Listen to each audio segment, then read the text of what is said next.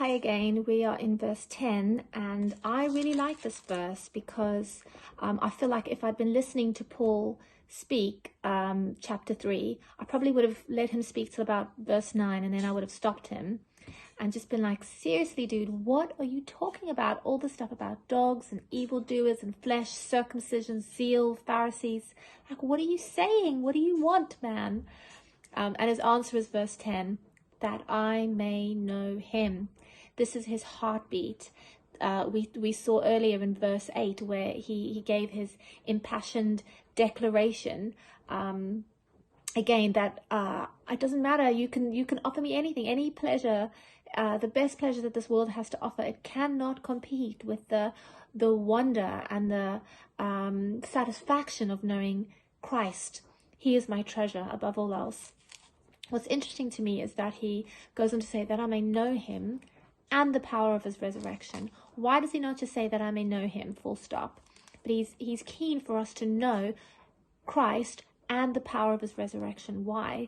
Well, all throughout John, you can see how John loves to, in the book of John, how he loves to talk about Jesus as the fountain of life, as the eternal spring, and resurrection, that idea of new birth, of new growth, of life, the Lord of life. It's inseparable, and Paul wants us to see Jesus too as the resurrected one, which will, as we'll see later on, be key in how we then go on to share his sufferings. First, seeing him as the bringer of life. And I think also the reason why Paul is able to the reason why Paul says, I want to know him in the power of his resurrection, is because he knows that the reason why he has his passion in the first place, he has this urgency, he has this love, is because he himself is witness to the power of Christ's resurrection. His heart that was stone cold dead is now a testimony to the power of Christ's resurrection. Jesus has made his heart alive, has transformed him from the inside out, has reordered his affections.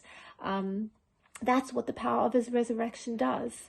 And maybe you're watching this feeling either like you're feeling a bit cold, or you've got dead areas in your life, or passive, or maybe you just can't relate with Paul and his passion and his urgency here.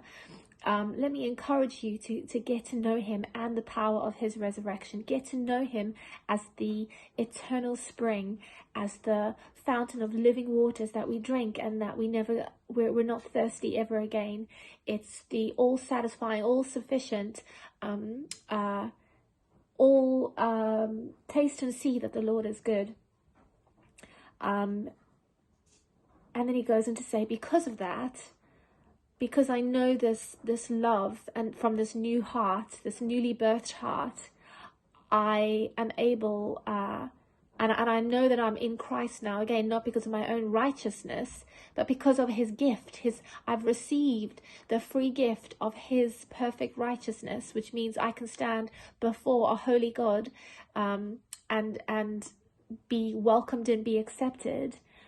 I'm able to now easily share in his sufferings, and I'm able to become like him in his death, because I know that he too, as the means for me to be able to have all this and know all this, was because he shared in my sufferings, and he became like me in his death. And worse, he took on more. He took on everything that I should have done.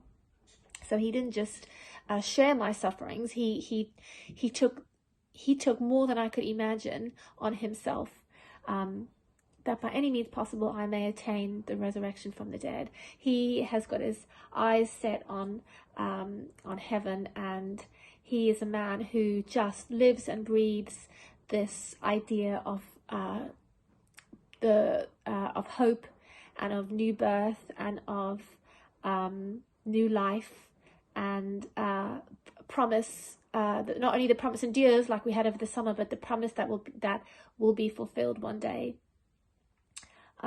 Yes, so I pray that you know the power of his resurrection today.